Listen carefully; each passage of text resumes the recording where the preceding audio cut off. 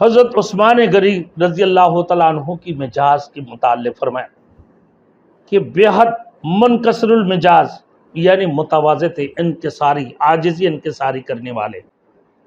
عثمان غنی رضی اللہ تعالیٰ عنہ کی کچھ اقوال: 4 چیزیں بیکار ہے، وہ علم جو بے عمل ہو، وہ مال جو نہ خرچ کیا جائے۔ 35 ہجری 18 ذی الحج بروز جمعہ 82 سال کی عمر میں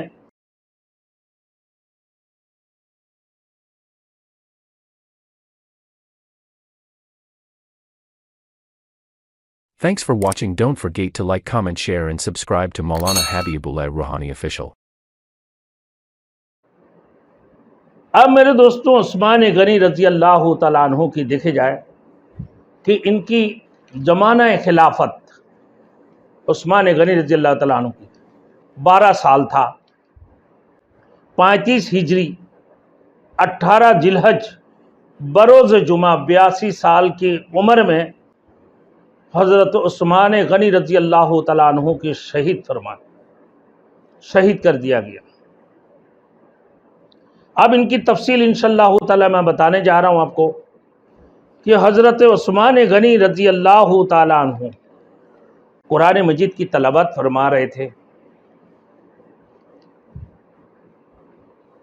آپ کاشانہ خلافت کی پڑوس میں حضرت عثمان غنی رضی اللہ تعالیٰ عنہ کی خلافت پڑوس میں عمر ابن حزم کا مکان تھا۔ اس مکان کی ایک کھڑکی حضرت عثمان غنی رضی اللہ تعالیٰ عنہ کی مکان میں کھولتی تھی، دونوں طرف سے، کہ محمد بن ابی بکر اور چند ساتھی اس کھڑکی میں سے چھلانگ لگا کر کاشانہ خلافت میں گھس آئے۔ جیسا کہ ابھی ہم نے کہا کہ حضرت عثمان رضی اللہ تعالیٰ عنہ اس وقت روزے کی حالت میں تھے، عصر کی بات کا وقت تھا۔ آپ کی بیوی نائلہ بنت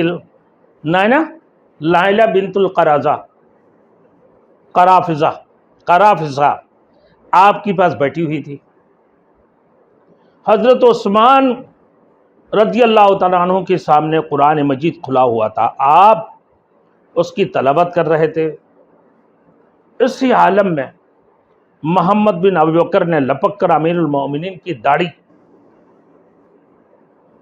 پکڑ لی اور حد درجہ بدتمیزی کرنا شروع کر دی، بد کلامی شروع کی۔ حضرت عثمان غنی رضی اللہ تعالیٰ عنہ نے فرمایا، بھتیجے کہ داڑھی چھوڑ دے، آج اگر تیرا باپ ہوتے نے ایسی جگہ پر زندہ ہوتا تو ہرگز اس کو پسند نہ کرتا۔ اب محمد بن ابی بکر بولا کہ میں تو اس کے ساتھ اس سے بھی زیادہ سخت معاملہ کرنے والا ہوں۔ اس نے یہ کہا اور ہاتھ میں پکڑا ہوا خنجر امیر المؤمنین حضرت عثمان ابن عفان رضی اللہ تعالیٰ عنہ کی پیشانی میں پیوست کر دیا۔ پیشانی سے خون کا فوارہ پھوٹ پڑا۔ جیسے ہی ریش مبارک تر بتر ہو گئے، حضرت عثمان ابن عفان رضی اللہ تعالیٰ عنہ امیر المؤمنین کی زبان سے بے ساختہ نکلا، بسم اللہ توکلت علی اللہ، تو آپ بائیں کروٹ ہو گئے۔ قرآن مجید آپ کے سامنے کھلا ہوا تھا اور سورہ بقرہ کی تلاوت کر رہے تھے۔ اتنا ہی دیر میں خون پیشانی سے نکل کر داڑھی پر آیا اور ٹپکنے لگا، قرآن مجید پر بھی بہنے لگا، یہاں تک کہ آیات فَسَيَكْفِيكَهُمُ اللَّهُ وَهُوَ السَّمِيعُ الْعَلِيمُ یہاں تک جب پہنچا حضرت عثمان ابن عفان رضی اللہ تعالیٰ عنہ، تو آپ کی طرف سے عنقریب ہی نمٹ لگ گئے انشاءاللہ تعالیٰ، اور اللہ تعالیٰ سنتے اور جانتے ہیں۔ یہاں تک جب پہنچا میرے دوستوں تو سورہ بقرہ کی یہ آیت یہاں تک پہنچنے کے بعد خون رک گیا نہ، اور قرآن مجید بھی بند ہو گیا کہ اللہ سنتے اور جانتے ہیں۔ اسی اثنا میں کنانہ بن بشر بن عتاب نے لوہے کی کنانہ بن بشر بن عتاب نے لوہے کی ایک لاڈ اس زور سے ماری کہ عثمان ذی النورین رضی اللہ تعالیٰ عنہ تیراکوں کی پیلوں کے بل گر پڑے۔ اب سوڈان بن حمران نے تلوار کا وار کیا اور عمر بن الحمق نے سینہ پر وار کرتے رہے، پے در پے وار کرتے رہے، مسلسل کئی بار حملے کیے تو اچانک تیرا تار ہو گیا عثمان غنی رضی اللہ تعالیٰ اور حلم و حیا اور صدق و صفا کے چمستان میں خاک اڑنے لگی، یعنی ثالث خلیفہ راشد، خلیفہ راشدین میں سے خلیفہ ثالث حضرت عثمان ابن عفان رضی اللہ تعالیٰ عنہ یعنی امیر المؤمنین حضرت عثمان ذی النورین رضی اللہ تعالیٰ عنہ کی روح قبض ہو گئے۔ انا للہ و انا الیہ راجعون۔ میرے محترم دوستوں، یہ تو ان کی شہادت کی واقعہ۔ پھر حضرت عثمان غنی رضی اللہ تعالیٰ عنہ کی میرے دوستوں یہ واقعہ بھی دیکھنے میں آتی ہیں کہ ان کی جو غذا تھے، سلامت فطرت حضرت عثمان غنی رضی اللہ تعالیٰ عنہ کے بڑی نیک اور راست باز اور ایماندار تھے۔ شراب عرب کی گٹی میں پڑی تھی، جو لوگ پیتے تھے فخر کرتے تھے اور نہ پینے والے کو طعنہ دیتے تھے۔ عثمان غنی رضی اللہ تعالیٰ عنہ اتنے مالدار تھے، اللہ نے اتنے غنی بنایا، اس کے باوجود بھی وہ کبھی لہولاب اور اس قسم کی شراب وغیرہ پینے میں کبھی آگے نہیں بڑھتے تھے، اور جو عرب کی یہ رواج تھے جو نہیں پیتے تھے اس کو بخل بھی کہتے تھے کہ یہ جو شراب نہ پینے والے بخل کی علامات ہے۔ لیکن اس محل میں دولت و ثروت کے ساتھ رہنے کے باوجود آپ ان چند اکابر قریش حضرت ابن عباس رضی اللہ تعالیٰ عنہ، ابوبکر رضی اللہ تعالیٰ عنہ، حضرت عبد الرحمن بن عوف رضی اللہ تعالیٰ عنہ وغیرہ میں سے تھے، جو سلیم الفطرت ہونے کے باعث شراب سے نفرت کرتے تھے۔ اسی طرح گانا بجانا، لہولاب، جناکاری عرب کی پسندیدہ مشاغل میں تھے، لیکن حضرت عثمان رضی اللہ تعالیٰ عنہ ان سب چیزوں سے بھی تباً مجتنب تھے۔ ایک مرتبہ فرمایا کہ میں نے عہد جاہلیت میں یا اسلام میں نہ کبھی زنا کیا، نہ شراب پی ہے اور نہ گانا بجایا۔ حضرت عثمان غنی رضی اللہ تعالیٰ عنہ کی قبول اسلام کے بارے میں کہ طبیعت کی اس نیکی میرے دوستوں اور حق پرستی کی باعث مکہ مکرمہ میں پہلے پھیل جب اسلام کا گلگلہ بلند ہوا اور یہ صدائے روح نواز فردوس سے گوش ہوئی تو آپ فوراً مشربہ اسلام ہو گئی۔ خود ان کی بیان کے مطابق اسلام قبول کرنے والے مردوں میں ان کا نمبر چوتھا نمبر ہے، حضرت عثمان ابن عفان رضی اللہ تعالیٰ عنہ کی۔ حضرت عثمان غنی رضی اللہ تعالیٰ عنہ کی حلیہ مبارک کیسے تھے؟ آپ کا رنگ سفید تھا جس میں کچھ زردی کی آمیزش تھی، اور ایسا معلوم ہوتا تھا کہ گویا چاندی اور سونا دونوں کی مخلوط کر دیا گیا، سونا اور چاندی دونوں کو مخلوط کر دیا گیا۔ خوبصورت اور خوش قامت تھے، دونوں ہاتھوں کی کلائیاں خوش منظر تھیں، بال سیدھے تھے، یعنی گنگریالے نہیں تھے۔ حضرت عثمان غنی کے بال سیدھے تھے، جب امامہ زیب سر کر لیتے تھے تو بڑے حسین و جمیل نظر آتا تھا عثمان غنی رضی اللہ تعالیٰ عنہ کو۔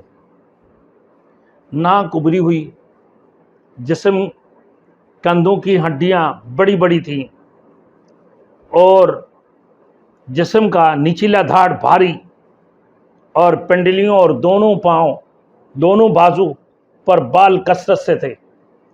سینہ چوڑا، चकला, कंधों की हड्डियां बड़ी बड़ी, चेहरा पर चिचक की कुछ निशानात, दांत हमवार और खूबसूरत, जिनको सोने की तार बंधा दिया गया, सोने की तार से बंधा गया था। दाढ़ी बड़ी गंजान और जुल्फ दराज, आखिर उम्र में जर्द खिजाब करने लगे थे हज़रत उस्मान गनी रज़ी अल्लाह तआला अन्हु। जिस्म की खाल मुलायम और बारीक थी। लिबास कैसे पहनते थे, ये भी बात, बड़े पैमाने पर तिजारत की बात, दौलतमंद शुरू ही से थे। हज़रत उस्मान गनी रज़ी अल्लाह तआला बहुत बड़े ताजिर था, इसलिए फ़अम्मा बिनिअमति रब्बिका फ़हद्दिस के हुक्म के मुताबिक अल्लाह की नेमतों से इस्तिफ़ादा आपकी तबीयत का शिवा था। लिबास भी उम्दा किस्म का इस्तेमाल करते थे। उस ज़माना में यमनी चादरें बहुत वक़ी और कीमती थे ना समझी जाती थी। आप उन्हीं उड़ते थे, यमनी चादरें उड़ते थे। उमूमन ये चादरें जर्द रंग की होती थी और उनकी कीमत 100 दिरहम के लगभग थे। और अपने लिबास में हज़रत उस्मान इब्न अफ़्फ़ान रज़ी अल्लाह तआला अन्हु सुन्नत का ख्याल रखते थे। हज़रत सलमा इब्न अक़वा रज़ी अल्लाह तआला अन्हु फरमाती हैं कि हज़रत उस्मान इब्न अफ़्फ़ान रज़ी अल्लाह तआला अन्हु आधी पेंडली तक लुंगी बंधा करते थे और फरमाते थे कि मेरे महबूब सल्लल्लाहु अलैहि वसल्लम की लुंगी ऐसे हुआ करते थे, आधी पेंडली तक इनकी लुंगी हुआ करता था। अब मेरे दोस्तों, ग़िज़ा कैसे खाया करते थे उसमें उस्मान गनी रज़ी अल्लाह तआला अन्हु? ग़िज़ा भी उम्दा और पुरतकल्लुब इस्तेमाल करते थे। हज़रत उस्मान इब्न अफ़्फ़ान रज़ी अल्लाह तआला अन्हु बड़े ताजिर थे, अल्लाह ने बड़े माल दौलत अता फरमाया। आप पहले फरमारवा थे जिनके लिए आटा छाना जाता था, हज़रत उस्मान इब्न अफ़्फ़ान रज़ी अल्लाह तआला अन्हु के लिए। अंदाज़ गुफ्तगू कैसे थे उस्मान गनी रज़ी अल्लाह तआला अन्हु की कि फितरतन कम बातें किया करते थे और कमगो थे, बहुत कम बातें किया करते थे, लेकिन जब किसी मौजू पर इज़हार ख्याल फरमाते तो गुफ्तगू शायर हासिल करते थे और बलीग करते थे। बड़े बेहतरीन अंदाज से फसी व बलीग बात किया करते थे। दीनी खुददारी और हमीयत, इस्लाम ने इस फितरत को चमका कर मजल्ला और मसफ़ा कर दिया था कि उस बिना पर दीनी इज्जत नफ्स और खुददारी आप में इतने दर्जा की थे कि नाजुक से नाजुक मौका पर भी आप में लचक पैदा नहीं होती थी। और फरमाया करते थे कि अमर बिल मारूफ और नही अनिल मुनकर को करते रहो, किसी सूरत अमर बिल मारूफ और नही अनिल मुनकर को छोड़ना नहीं चाहिए। और फिर बोला कि मबादा वो वक्त आ जाए कि तुम्हारे बुरों को तुम पर मुसल्लत कर दिया जाए और उन बुरों के खिलाफ नेक लोग बद्दुआ करें और वो कबूल ना की जाए। इबादत व खशियत, हज़रत उस्मान इब्न अफ़्फ़ान रज़ी अल्लाह तआला अन्हु की इबादत कुर्ब इलाही और इनाबत अल्लाह का सबसे बड़ा ज़रिया है। इसलिए अपने चंद दरचंद मशागिल और गोनागो मसरूफियतों के बावजूद भी इबादत कसरत से करते थे और फ़राइज़ वाजिबात के अलावा सुन्नत और नवाफिल का भी एहतमाम करते थे। नमाज बेहद खुशगुज़ू से पढ़ा करते थे, उसमें इतना दर्जा मावियत होते थे कि वो गर्दोपेश की कोई खबर नहीं है, आसपास की इर्द गिर्द की उनका कोई खबर नहीं होते थे।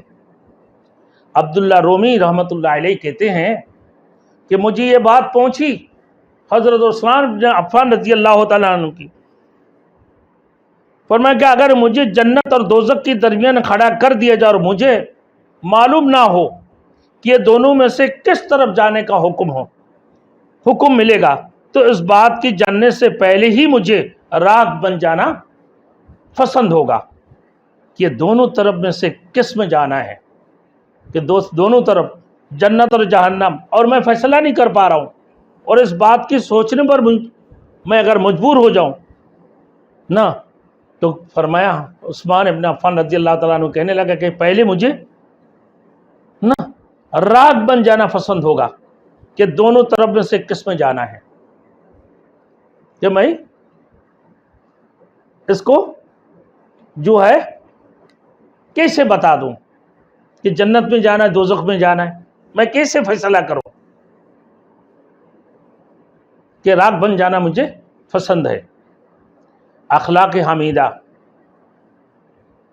ان کی اخلاق حضور صلی اللہ علیہ وسلم کی جیسے اخلاق تھے۔ حضور صلی اللہ علیہ وسلم کی صحبت و تربیت نے حضرت عثمان غنی رضی اللہ تعالیٰ عنہ کی سیرت کی تشکیل اور کردار کی تعمیر اس حد تک کی کہ آپ صلی اللہ علیہ وسلم کی رنگ بے رنگے گئے۔ حضرت عثمان ابن عفان رضی اللہ تعالیٰ عنہ، آپ کی خصلات انبیاء علیہ السلام کی طرز پر تھے۔ ابن عساکر حضرت ابو ہریرہ رضی اللہ تعالیٰ عنہ سے روایت کرتے ہیں کہ رسول اللہ صلی اللہ علیہ وسلم نے فرمایا کہ عثمان سب صحابہ سے خلق میں مجھ سے زیادہ مشابہ ہے، سب صحابہ سے مجھ سے زیادہ مشابہ ہے خلق میں، یعنی اخلاق کے اندر۔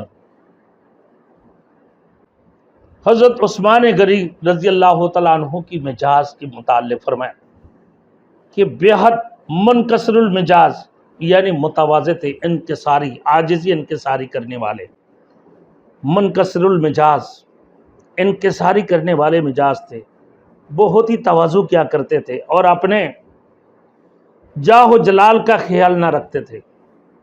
اتنی بڑی مالدار ہونے کے باوجود بھی، اتنی بڑی تاجر ہونے کے باوجود بھی، جن کی لقب غنی کے نام سے دیا گیا، جن کو لقب غنی کے نام سے دیا گیا، اتنی بڑی مالدار اور اتنی بڑی تاجر، اتنی شہرت کمانے کے باوجود بھی عاجزی انکساری پر چلتے تھے۔ عثمان غنی رضی اللہ تعالیٰ اپنے جاہ و جلال کا کبھی بھی خیال نہیں رکھتے تھے۔ حضرت مالک رحمۃ اللہ علیہ کا دادا بیان کرتے ہیں کہ میں نے کئی بار دیکھا کہ حضرت عمر رضی اللہ تعالیٰ عنہ اور حضرت عثمان غنی رضی اللہ تعالیٰ عنہ جب مکہ سے مدینہ واپس آتے تو مدینہ سے ذرا پہلے مسجد ذوالحلیفہ میں قیام فرماتے، اور جب مدینہ منورہ میں داخل ہونے کے لیے سوار ہوتے تو سواری پر پیچھے کسی کو ضرور بیٹھاتے، اور کوئی نہ ملتا تو کسی لڑکے کو ہی بٹھا لیتے اور اسی حال میں مدینے میں داخل ہوتے۔ تو راوی کہتے ہیں کہ کیا تواضع کی خیال سے بٹھایا گیا کرتے تھے؟ تو انہوں نے کہا کہ ہاں، تواضع کی خیال سے بیٹھاتے تھے اور یہ بھی چاہتے تھے کہ پیدل آدمی کو سواری مل جائے اور اس کا بھی فائدہ ہو جائے، اور یہ بھی چاہتے تھے کہ وہ اور بادشاہوں جیسے نہ ہوں، کہ وہ تو کسی عام آدمی کو اپنے پیچھے بیٹھاتے نہیں۔ کوئی بڑے بادشاہ ہو وہ کسی عام آدمی کو پیچھے بیٹھاتے، لیکن امیر المؤمنین ہونے کے باوجود بھی میرے دوستو حضرت عمر فاروق رضی اللہ تعالیٰ عنہ بھی، حضرت عثمان ابن عفان عثمان غنی رضی اللہ تعالیٰ عنہ اتنا بڑے مالدار ہونے کے باوجود، آج کل ہمارے بڑے مالداروں کی حال دیکھیں میرے دوستوں، لیکن حضرت عثمان غنی رضی اللہ تعالیٰ عنہ اپنے پیچھے کسی کو بیٹھا لیا کرتے تھے کہ سواری کا فائدہ بھی ہو، پھر ان کے اندر بڑاپن بھی نہ آئے، جسے بادشاہ والے شان نہ آئے ان کے اندر، کہ وہ ایک آدمی کی طرح کسی آدمی کو پیچھے بیٹھا لیتے تھے، کوئی بادشاہ کسی آدمی کو پیچھے بیٹھاتے، لیکن نہیں، حضرت عثمان غنی اتنے مالدار ہونے کے باوجود بھی دوسرے کو موقع بھی دیتے تھے، اپنے ساتھ بیٹھا لیتے تھے۔ مطلب ان کی ایک عام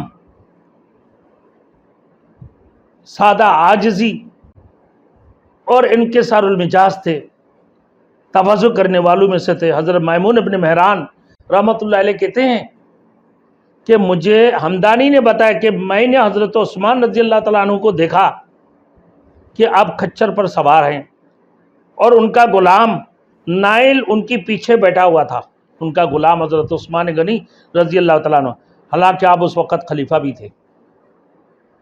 کون فرمایا؟ میمون بن مہران رحمۃ اللہ علیہ فرما رہے تھے کہ ہمدانی نے مجھے بتایا کہ میں نے عثمان رضی اللہ تعالیٰ عنہ کو دیکھا کہ آپ کھچر پر سوار ہیں اور ان کا غلام نائل ان کی پیچھے بیٹھا ہوا ہے، اور جبکہ وہ اس وقت میں خلیفہ ثالث تھے،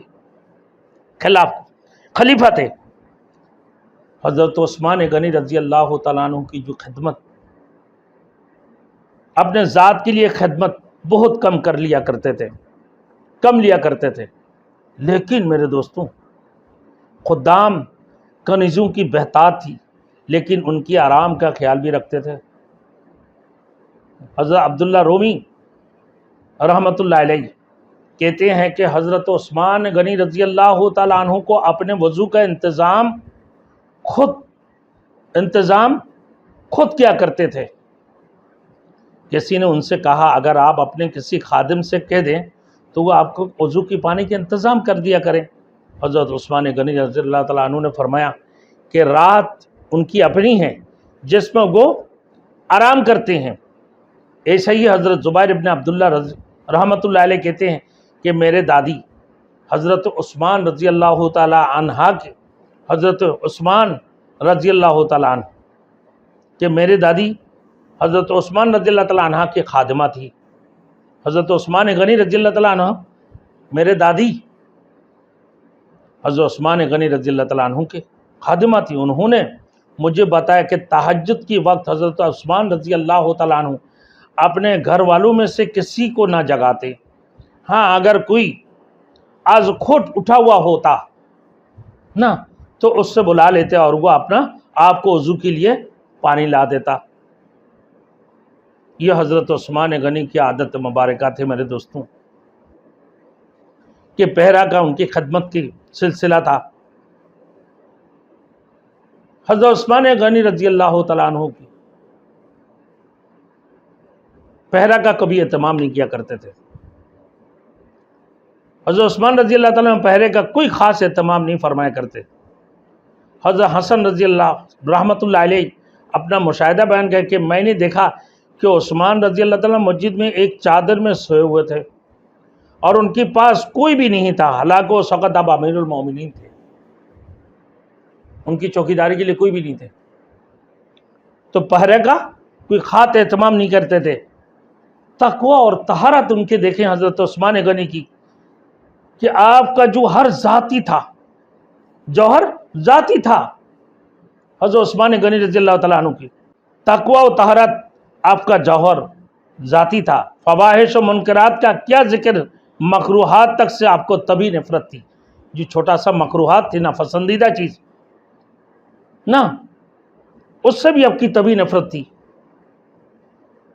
ارشاد نبی صلی اللہ علیہ وسلم کا ادب و احترام اور رسول مقبول صلی اللہ علیہ وسلم کے ذات و اقدس کے ساتھ پروانہ دار عشق و محبت کا لازمی نتیجہ تھا کہ اگر حضور صلی اللہ علیہ وسلم کبھی کوئی بات اشارتاً کنایتاً بھی فرمائی تو حضرت عثمان غنی رضی اللہ تعالیٰ عنہ نے اس کو امر محکم کی طرح گھیرا میں باندھ لیا کرتے تھے اور اس کی بجاواری کو اپنا وظیفہ زندگی سمجھا ہے.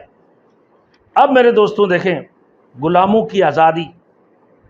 حضرت عثمان غنی رضی اللہ تعالیٰ عنہ غلام آزاد کرنا اسلام میں ایک بڑی عبادت اور عظیم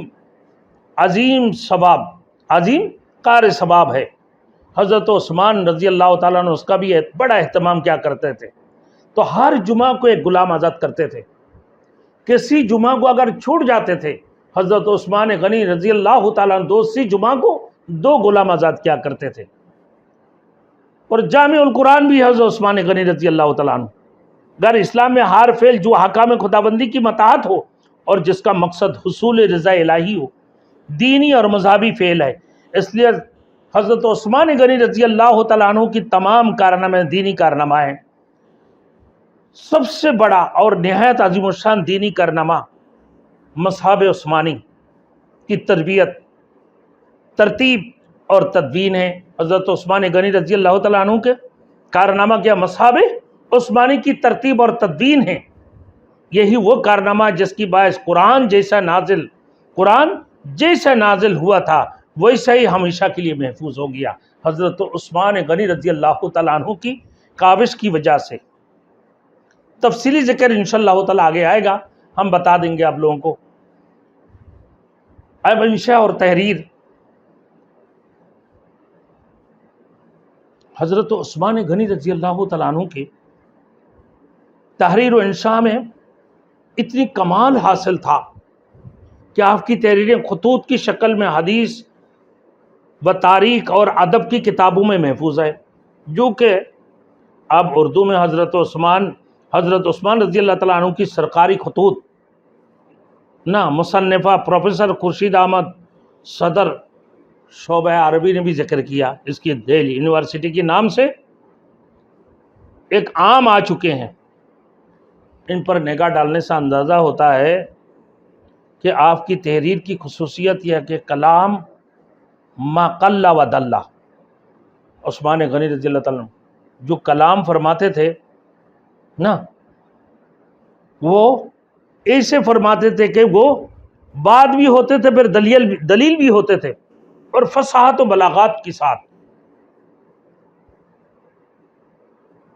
اور اس قسم کے انداز تھے حضرت عثمان غنی، فصاحت و بلاغت کے ساتھ بات کرنا، پھر فصیح انداز سے اس کی تحریر کرنا، اور پھر جان اور نہایت مؤثر اور دل نشین ہوتے تھے ان کی ہر تحریر اور ان کی ہر باتیں۔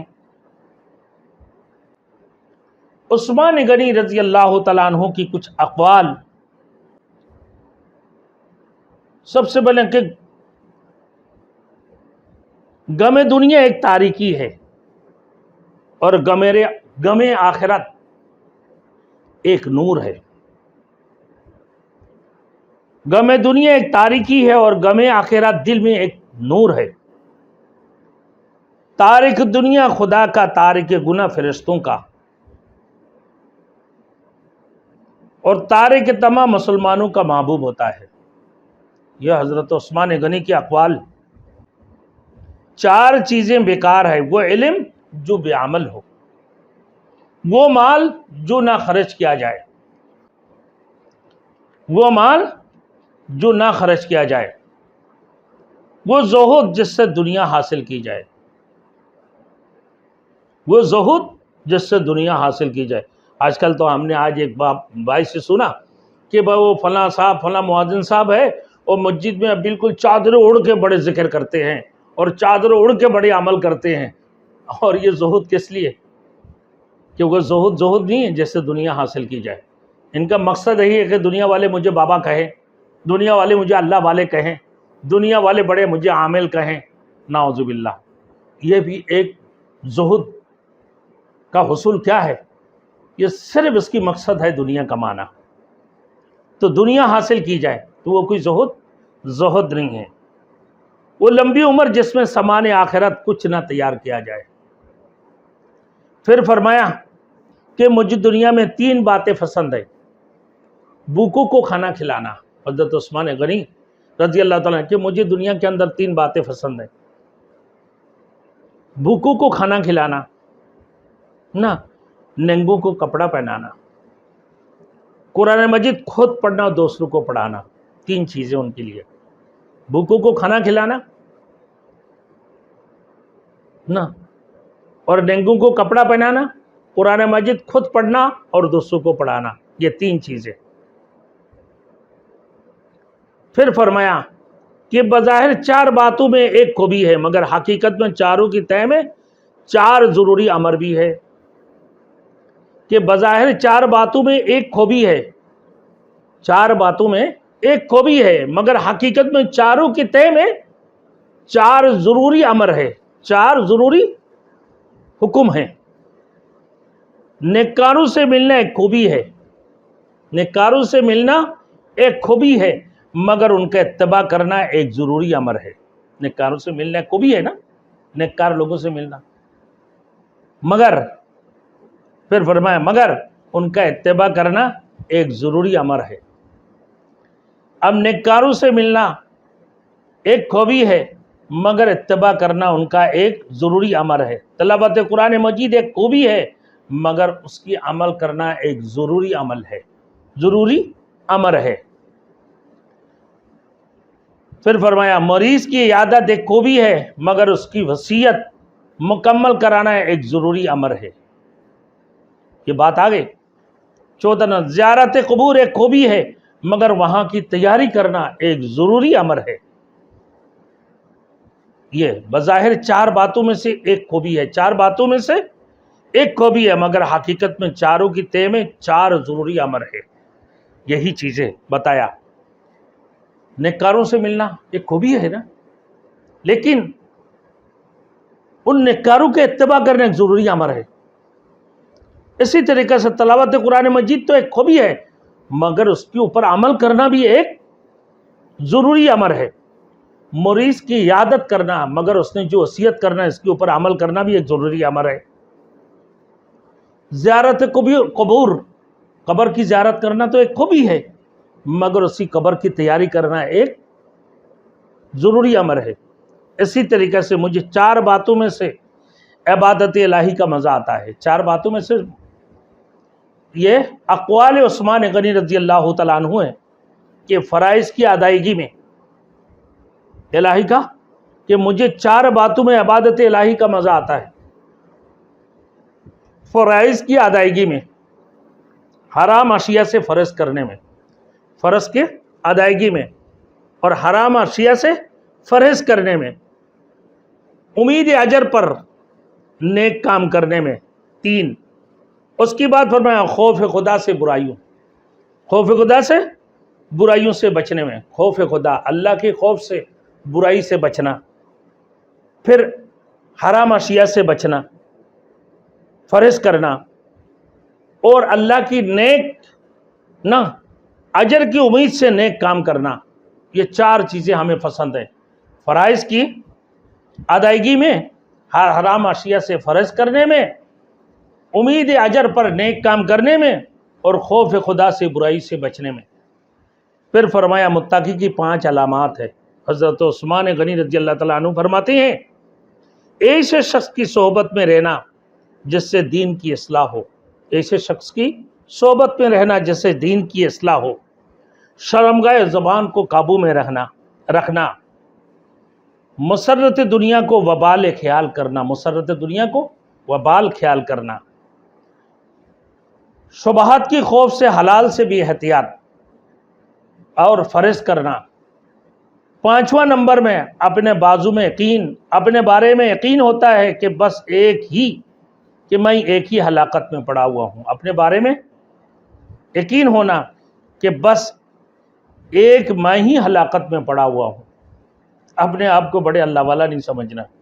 میرے دوستی حضرت عثمان غنی رضی اللہ تعالیٰ عنہ کے اقوال ہے کہ ایسے شخص کی صحبت میں رہو جس سے تمہیں اصلاح ہو جائے. اپنے شرمگاہ اور اپنے زبان کو قابو میں رکھو. نماز نہیں پڑھا تم نے، روزہ نہیں رکھا، نہ بڑی عبادت نہیں کی، مگر اپنا شرمگاہ اور زبان کو تم نے حفاظت کی، تو یہ بہت بڑی بات ہے. اور دنیا کی مسرت، دنیا کی خوشی کو تو وبال خیال کرنا. یہ 3 نمبر. 4تھے نمبر میں کسی بھی شبہات کے خوف سے میرے دوستوں حلال سے بھی احتیاط اور فرض کرنا. اپنے بارے میں یقین ہونا کہ بس ایک ہی میں ہلاکت میں ہوں. امور خلافت اور انتظامی، حضرت عثمان غنی رضی اللہ تعالیٰ عنہ نے اپنے خلافت اعلیٰ منہاج النبوت پر قائم و دائم رکھی. مجلس شورا بالکل اس طرح برقرار رکھے جس طرح آپ سے بیشتر خلافہ کی دور میں تھی. آپ سے پہلے جو خلافہ راشدین کی تھے، اب تمام اکابرین صحابہ رضی اللہ تعالیٰ عنہم مشیران خلافت اور ضرورت پڑنے پر امہات المومنین رضی اللہ تعالی عنہن اجمعین سے مشورہ لیتے تھے. علامہ ابن کثیر رحمۃ اللہ علیہ فرماتے ہیں کہ جب حضرت عثمان غنی رضی اللہ تعالیٰ عنہ کی خلافت کا دور آتا ہے تو مشرق و مغرب کے انتہا تک خدا کا دین پھیل جاتا تھا. مشرق اور مغرب کی انتہا تک خدا کا دین پھیل جاتا ہے، اور خدائی لشکر ایک طرف اقصی مشرق تک اور دوسری طرف انتہائی مغرب تک پہنچ کر دم لیتے ہیں. اور مجاہدین کی آبدار تلواریں خدا کی توحید کو دنیا کی گوشے گوشے اور چپے چپے میں پہنچا دیتی ہیں. اندلس، قیروان، سیکا، یہاں تک کہ چین تک آپ کی زمانہ میں فتح ہوئے، دو سر مدائن اور عراق، خراسان، حواز سب فتح ہوئے، ترکوں سے جنگ عظیم ہوئی، نہ آخر ان کا بڑا بادشاہ خاقان خاک میں ذلیل و خوار ہوا اور زمین کے مشرقی اور مغربی کونوں اپنے خراج بارگاہ خلافت عثمان میں پہنچائیں۔ آپ کو زمانہ کو دیکھیے کہ اللہ کے رسول صلی اللہ علیہ وسلم کی پیشن گوئی کو دیکھیے کہ آپ صلی اللہ علیہ وسلم نے فرمایا تھا زمین میرے لیے سمٹ دی گئی، یہاں تک کہ میں نے مشرق و مغرب کو دیکھ لیا، ان قریب میرے امت کی سلطنت وہاں تک پہنچ جائیں گے۔ بالآخر حضرت عثمان غنی رضی اللہ تعالیٰ عنہ کے دور میں سلطنت پورے دنیا میں پھیل گئی، جہاں تک کہ اس وقت بھی مجھے دکھائی گئی۔ اولیات عثمان غنی رضی اللہ تعالیٰ عنہ کی، سیدنا عثمان غنی رضی اللہ تعالیٰ عنہ نے بہت سی کاموں کا اجرا فرمایا، جن میں سے چند کہ بیت المال سے معذرین کے وظائف مقرر فرمایا، تکبیری آواز نیچے رکھنے کا حکم دیا، تمام مسلمانوں کو ایک قرات پر متفق کیا، جمعہ کی نماز کے لیے ایک اور اذان کا اضافہ کیا، زمینوں پر مالکانہ حقوق کی پروانوں کا اجر فرمایا، بیت المال کی اونٹوں اور گھوڑوں کی چرنے کے لیے چراگاہوں کا بندوبست کیا، اسی طریقے سے دارالقضاء کے لیے علیحدہ عمارات تعمیر فرمائیں، یعنی کورٹ ہمارے یہاں جیسے سپریم کورٹ وغیرہ ہے اس قسم کی، اور جج مقرر کیے، بیت المال، مہمان خانوں وغیرہ کے لیے الگ الگ عمارات تعمیر کی۔ حضرت عثمان غنی رضی اللہ تعالیٰ عنہ کے دور میں جدہ کی بندرگاہیں اپنی نگرانی میں تعمیر کرائی، جگہ جگہ ضرورت کی تحت سڑکیں اور پل تعمیرات کروائے، اسلام میں اول وقت عام مسلمانوں کے لیے روما کا کنواں خریدا، اور پھر اسلام میں اول مہاجرین ما اہل و یال فی سبیل اللہ کے ملک شام میں سمندری جہازوں کے بنانے کا کارخانہ قائم کیا۔ سب سے پہلے محتسب کا تقرر آپ نے فرمایا، مدینہ کو سیلاب سے بچانے کے لیے ایک بند تعمیر کیا، جگہ جگہ پانی کی نہریں کھدائیں، بحری افواج قائم کیے، اور بحری فتوحات بھی آپ کی عہدے میں ہوئے۔ یہ حضرت عثمان غنی رضی اللہ تعالیٰ عنہ کی اولیات میں سے ہیں۔ کتابت ہی حضرت عثمان غنی رضی اللہ تعالیٰ عنہ لکھنا پڑھنا جانتے تھے۔ اسلام لانے کے بعد آپ کو کتابت وحی کا شرف بھی حاصل ہوا۔ حضرت عائشہ صدیقہ رضی اللہ تعالیٰ عنہ روایت کرتی ہیں کہ میں نے خود حضرت عثمان غنی رضی اللہ تعالیٰ عنہ اس گھر میں دیکھا کہ رات کے وقت گرمی کے موسم میں حضور صلی اللہ علیہ وسلم پر وحی نازل ہو رہی ہے، جس کی وجہ سے حضور صلی اللہ علیہ وسلم حسب معمول گرانی محسوس کر رہے ہیں۔ حضرت عثمان غنی رضی اللہ تعالیٰ عنہ آپ کے حکم سے وحی لکھ رہے تھے۔ حضرت عثمان غنی رضی اللہ تعالیٰ عنہ آپ کے حکم سے وحی لکھ رہے تھے۔ میرے دوستو، کیا عثمان غنی کی شان تھے! اللہ کے رسول نے انہیں اپنے قریب بیٹھا کر وحی کے حکم فرمائے کرتے تھے، اور حضرت عثمان غنی رضی اللہ تعالیٰ عنہ وحی لکھ رہے ہوتے تھے۔ اپنا یہ مشاہدہ بیان کرنے کے بعد ام المومنین حضرت رضی اللہ تعالیٰ عنہ نے فرمایا، ظاہر ہے رسول اللہ صلی اللہ علیہ وسلم سے اس درجہ قرب اور اختصاص کا شرف اللہ تعالیٰ نے اس شخص کو عطا فرما سکتا ہے جو اعلیٰ اخلاق و صفات کا انسان ہو۔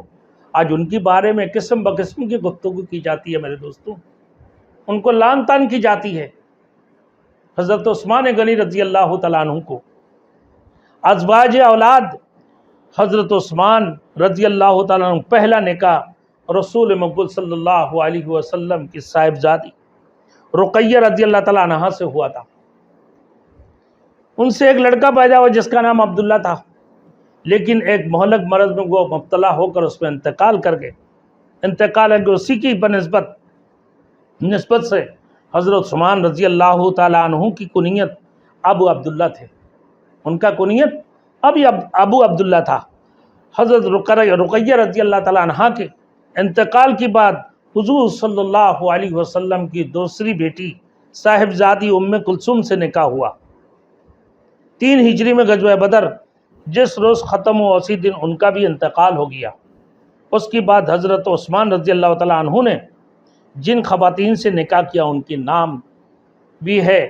تقریباً حضرت عثمان غنی رضی اللہ تعالیٰ عنہ 7 خواتین سے شادی کیا، جو بیک وقت 4 شادی، جو ان کے انتقال ہونے کے بعد پھر 83 سے کرتے تھے، پھر 83 کے انتقال یا 34 کے انتقال کے بعد 5واں شادی کیا کرتے تھے۔ عثمان غنی شہادت کے وقت بھی موجود تھی۔ وجہ رہے کہ نائلہ بنت القرافصہ الکلبی، ان سے حسب ذیل اولاد ہوئی مریم الصغریٰ، ام خالد، اربا، ام ابان الصغریٰ اور امبا۔ حضرت عثمان رضی اللہ تعالیٰ عنہ کی شہادت کے وقت یہی موجود تھی نا، نائلہ بنت القرافصہ، یہ نائلہ بنت القرافصہ القلبی یہ اس وقت میں زندہ تھی۔ تمام زوجات ایک بعد دیگر نکاح میں آئیں، ایک وقت میں 4 ہی کی اجازت تھی، لیکن یہ 7 ان کی بیٹی، اس سے پہلے ان کی دونوں بیٹی سے اللہ کے رسول نے فرمایا کہ میری اگر 40 بھی بیٹی ہوتے تو میں ایک بعد دیگر میں عثمان سے شادی کرتے۔ اسی وجہ سے حضرت عثمان غنی رضی اللہ تعالیٰ عنہ کو جن نورائن بھی کہتے ہیں۔ ان کی 2 بیٹی، ایک رقیہ، دوسرا ام کلثوم کے ساتھ اللہ کے رسول نے شادی کیا۔ رقیہ رضی اللہ تعالیٰ عنہ کی انتقال کے بعد ام کلثوم رضی اللہ تعالیٰ عنہ سے شادی ہوا۔ اللہ کے رسول نے فرمایا کہ اگر میرے بیٹی 40 بیٹی بھی ہوتے تو میں عثمان غنی رضی اللہ تعالیٰ عنہ سے شادی کر دیتے۔ میرے دوستوں، اب حالت سفر میں بعثت رسول کا سننا، عثمان ابن عفان رضی اللہ تعالیٰ فرماتے ہیں کہ حضور صلی اللہ علیہ وسلم کے بعثت سے پہلے ہم ایک تجارتی قافلہ میں ملک شام کے حدود میں داخل ہو گئے، تو وہاں ایک نجومی عورت ہمارے سامنے آئی۔ اس نے کہا کہ میرا ساتھی میرے دروازے پر آ کر کھڑا ہوگا، کیونکہ احمد رضی اللہ تعالیٰ عنہ کے ظہور ہو گیا ہے اور ایسا حکم آ گیا جو بس میں نہیں ہے۔ میں وہاں سے جب مکہ واپس آیا تو دیکھا کہ مکہ میں حضور صلی اللہ علیہ وسلم کا ظہور ہو چکا ہے اور وہ اللہ تعالیٰ کی دعوت دے رہے ہیں۔ اسی وقت میں وہ عثمان غنی رضی اللہ تعالیٰ عنہ نے کلمہ پڑھ لی۔ عیادت کی برکت سے نعمت اسلام سے سرفراز ہونا۔ حضرت عمر ابن عثمان کہتے ہیں کہ حضرت عثمان رضی اللہ تعالیٰ عنہ نے فرمایا کہ میں اپنی خالہ اربا بنت عبد المطلب کے پاس ان کی بیمار پرسی کے لیے گیا۔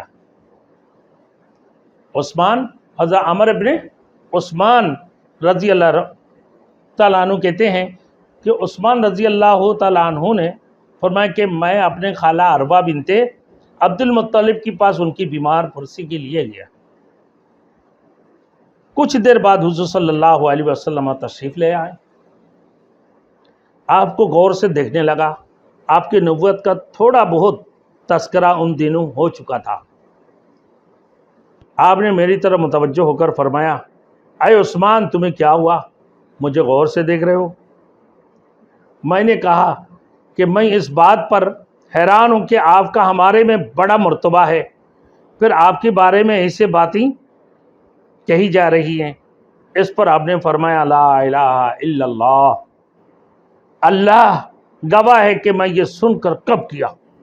پھر آپ نے یہ آیات تلاوت فرمائی، وَفِي السَّمَاءِ رِزْقُكُمْ وَمَا تُوعَدُونَ فَوَرَبِّ السَّمَاوَاتِ وَالْأَرْضِ إِنَّهُ لَحَقٌّ مِثْلُ مَا أَنَّكُمْ تَنطِقُونَ۔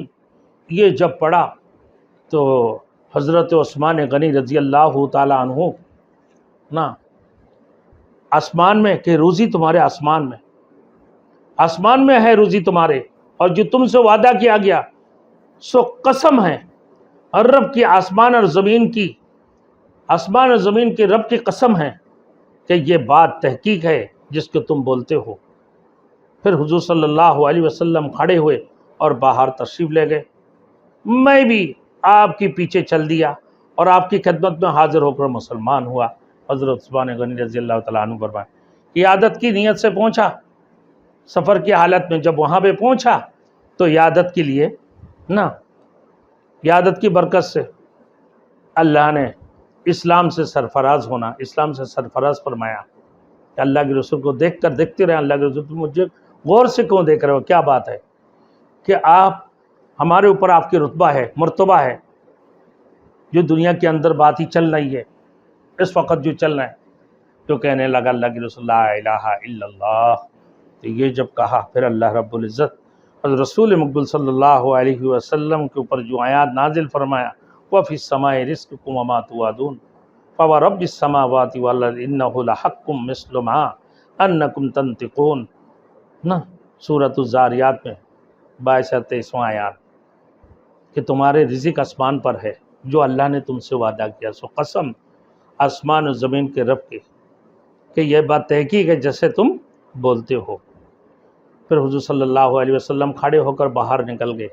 حضرت عثمان غنی رضی اللہ تعالیٰ عنہ فرماتے کہ میں بھی ان کے ساتھ ساتھ پہنچا اور پھر ان کے پیچھے چل دیا، آپ کی خدمت میں حاضر ہو کر پھر میں مسلمان ہو گئے، کلمہ پڑھ لی۔ میرے دوستوں، اظہار اسلام پر تکلیف حضرت عثمان غنی رضی اللہ تعالیٰ عنہ کی جو تکالیف تھے،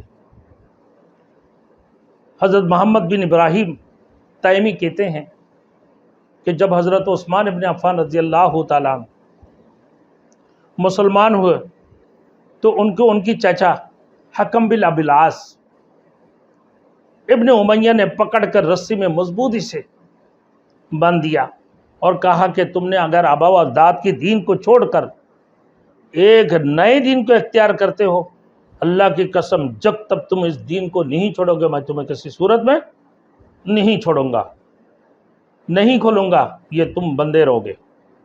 حضرت عثمان غنی رضی اللہ تعالیٰ عنہ نے فرمایا اللہ کی قسم میں اس دین کو کبھی نہیں چھوڑوں گا، جب حکم دیا نا کبھی نہیں چھوڑوں گا، جب حکم نے دیا ہو، حکم نے دیکھا کہ حضرت عثمان غنی رضی اللہ تعالیٰ عنہ اپنے دین پر بڑے پکے ہیں تو ان کو چھوڑ دیا۔ ان کی تکالیف